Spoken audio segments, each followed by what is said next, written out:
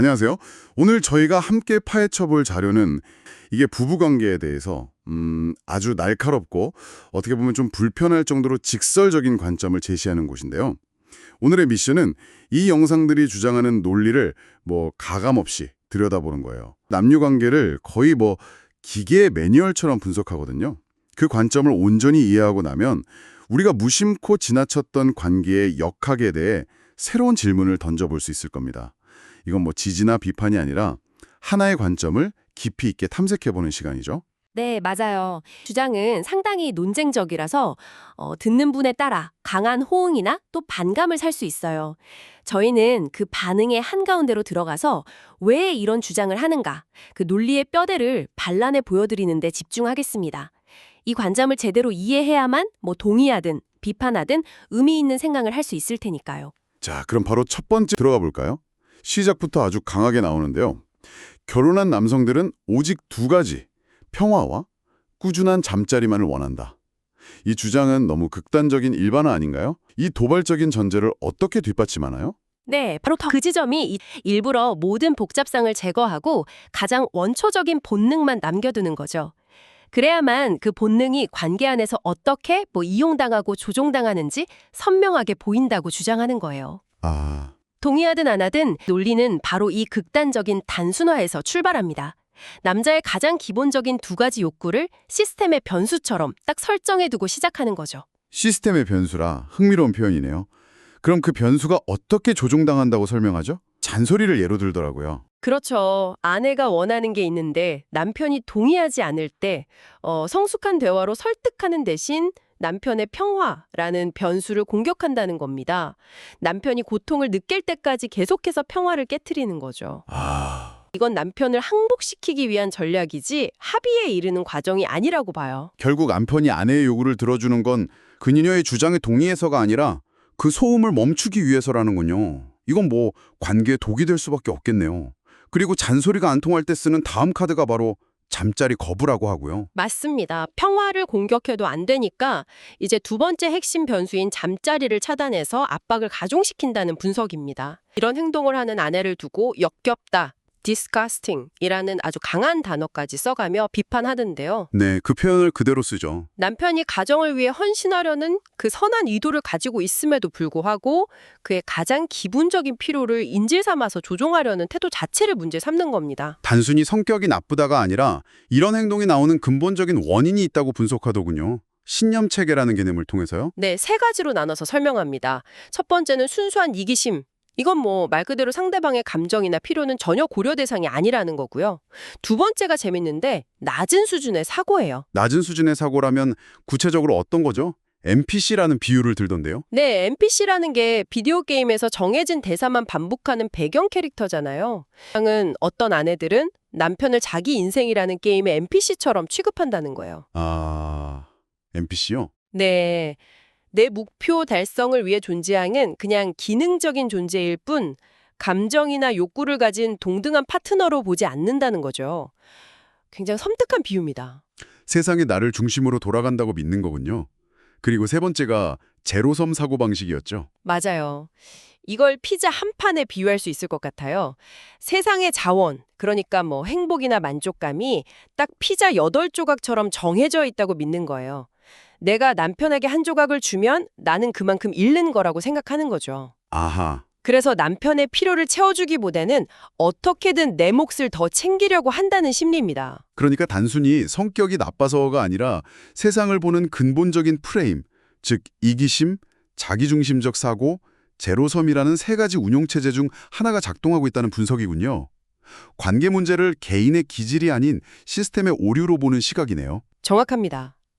그래서 해결책도 시스템을 바꾸는 방식으로 제시해요. 바로 상승 나선, 어센딩 스파이럴이라는 개념인데요. 대부분의 관계가 하강 나선을 겪는 것과는 반대되는 개념이죠. 한 명이 불만을 가지면 상대도 불만을 갖고 서로에게 인색해지면서 끝없이 추락하는 게 하강 나선이라면요. 상승 나선은 그 반대입니다. 아내에게 먼저 남편의 필요, 즉 평화와 잠자리를 채워주라고 아주 전략적으로 제안해요. 그러면 만족감을 느낀 남편이 아내를 행복하게 해주기 위해 더 많은 에너지를 쏟게 되고 그 혜택을 받은 아내는 다시 남편에게 더 잘해줄 동력을 얻게 된다는 선순환 구조입니다. 먼저 주는 것이 결국 더 크게 돌려받는 길이다. 굉장히 계산적으로 들리기도 하지만 한편으로는 관계의 기본 원리 같기도 하고요. 그렇죠. 이걸 거의 물리학 법칙처럼 설명해요. 아내가 남편의 안녕을 위해 투자하는 것이 결국 남편을 최고의 보호자이자 부양자로 만드는 가장 효율적인 방법이고 그 최종 수혜자는 아내 자신이라는 논리입니다. 그리고 이걸 실행하기 위한 4단계 계획까지 제시하죠. 아주 구체적이에요. 마치 고장난 기계를 수리하는 매뉴얼 같네요. 그런 느낌이죠. 1단계는 문제를 인지하는 것. 2단계는 내 아내의 행동이 앞서 말한 3가지 신념 체계 중 어디에 뿌리를 두고 있는지 진단하는 것. 3단계는 그 신념을 다룰 구체적인 계획을 짜는 것. 마지막 4단계는 실행입니다. 아주 명확하죠? 관계가 악화되는 하강 나선을 언급했는데요. 정말 흥미로운 지점은 그 하강 나선이 어떻게 시작되는지에 대한 그 남성 쪽의 원인을 분석한다는 겁니다. 남편의 아주 사소하고 선의를 가진 행동 하나가 어떻게 아내의 존중을 잃게 만드는 도화선이 될 수 있는지를 파고들죠. 네, 여성들은 이런 남자들에게 가장 무자비하다는 제목부터가 아주 자극적이에요. 여기서 말하는 이런 남자가 바로 두려움을 보이는 남자입니다. 여기서 말하는 두려움이라는 게 단순히 겁이 많다는 뜻은 아닐 텐데요. 맞습니다. 진화 심리학에 바탕을 두고 있어요. 인류 역사 대부분 동안 여성의 생존은 강하고 유능한 남성에게 의존할 수밖에 없었고 그 유능함을 판단하는 기준이 바로 다른 수컷들 사이에서의 지위와 역경 앞에서의 담대함이었다는 거죠. 이 생존 본능이 현대 여성의 뇌에도 프로그램처럼 남아있다고 주장합니다. 잠깐만요. 그럼 남성이 사랑하는 여성을 아끼고 배려하는 부드러운 행동이 오히려 독이 될 수 있다는 건가요? 이게 가장 역설적인 주장 같은데요. 좋은 남편이 되려는 노력이 어떻게 관계를 망칠 수 있다는 거죠? 바로 그 지점이 의도와 해석의 비극적인 불일치가 발생하는 지점입니다. 남편은 사랑과 배려를 의도했지만 아내의 뇌에 탑재된 생존 프로그램은 그걸 약함의 신호로 해석해버린다는 거예요. 그걸 여성의 뇌, 위면 브레인이 논리를 압도하기 때문이라고 설명합니다. 여성의 뇌가 무의식적으로 어떤 추론 과정을 거친다고 설명하나요? 일종의 무의식적인 리스크 평가 시스템이 작동한다고 봐요. 첫째, 저렇게 약하게 행동하는 걸 보니 자기 스스로가 약하다는 걸 아는 모양이군. 둘째, 본인 스스로도 가치가 낮다고 생각하는 사람을 내가 왜 높게 평가해야 하지? 셋째, 세상엔 더 나은 남자가 있을 텐데 굳이 이 약한 남자에게 내 미래를 거는 위험을 감수할 필요가 있나? 이 모든 게 순식간에 본능적으로 일어난다는 겁니다. 와, 정말 냉정하게 들리네요. 이 지점에서 많은 남성 청취자분들이 내 얘긴데? 하고 뜨끔하실 수도 있겠어요. 좋은 파트너가 되려고 노력했을 뿐인데 돌아온 건 존중이 아니라 무시였던 경험이요. 당신의 잘못이 아니라 상대방의 생존 본능을 잘못 건드렸기 때문일 수 있다고 말해주는 셈이네요. 정확합니다. 그렇게 인식이 바뀌는 순간 아내는 더 이상 남편을 자신이 선택했던 최고의 남자, 전리품으로 보지 않게 된다고 해요. 남편을 원망하면서 동시에 그런 선택을 한 자기 자신에 대한 혐오감까지 느끼게 된다는 거죠. 그리고 이 내면의 변화가 행동으로 나타나기 시작합니다. 그 행동 패턴이 하강 나선과 정확히 일치하겠군요. 맞습니다. 아내가 남편에게서 미묘하게 거리를 두기 시작하고 남편을 덜 존중하게 되고 잠자리가 줄어들고 이 사이클이 반복되면서 관계는 걷잡을 수 없이 나빠진다는 겁니다. 남편의 선의에서 시작된 작은 행동 하나가 관계 전체를 무너뜨리는 도미노의 시작이 될 수 있다는 거죠. 해결책은 뭔가요? 한번 잃어버린 존중을 어떻게 되찾으라고 조언하죠? 여기서도 해결책이 아주 구체적이고 전략적이에요. 핵심은 아내의 허락을 구하는 태도를 버리라는 겁니다.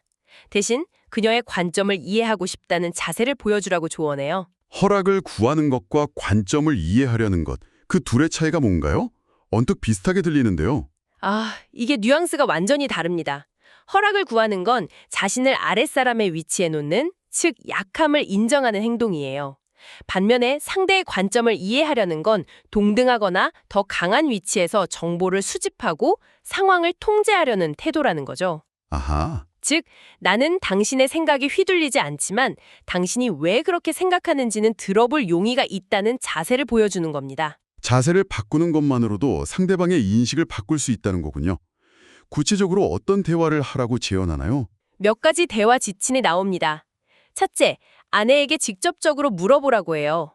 언제부터 나에 대한 당신의 이미지가 바뀌기 시작했어? 라고요. 둘째, 나는 좋은 남편이 되려고 이런 노력을 해왔는데 혹시 내 그런 행동들이 당신 눈에는 나를 더 약하게 보이게 만들었어? 라고 질문하라는 겁니다. 굉장히 직접적이네요. 자칫하면 싸움으로 번질 수도 있겠는데요. 그래서 마지막 단계가 중요합니다. 아내의 대답을 들은 후에 자신이 과거보다 더 나은 남자가 된 이유들을 논리적으로 설명하면서 그녀가 내린 잘못된 추측에 대해 정면으로 반박하라고 조언해요.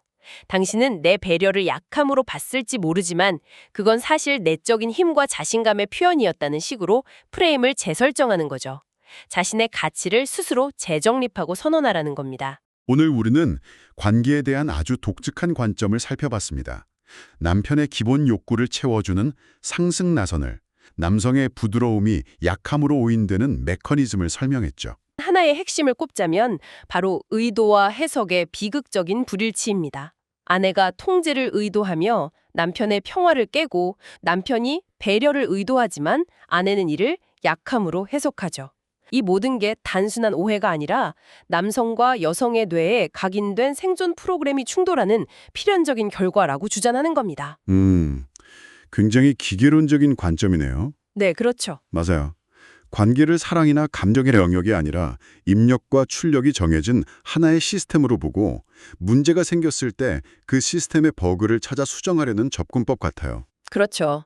그래서 오늘 이 분석을 들으신 당신에게 마지막으로 던지고 싶은 질문은 바로 이 지점과 연결됩니다. 관계 역학을 마치 서로 다른 운영체제를 가진 두 컴퓨터가 충돌하는 것처럼 묘사합니다. 당신이 경험하는 관계 속 상호작용은 이러한 무의식적인 프로그램에 의해 얼마나 좌우된다고 생각하시나요? 아니면 그 모든 프로그램을 뛰어넘는 의식적이고 개별적인 사랑과 선택의 결과라고 보시나요?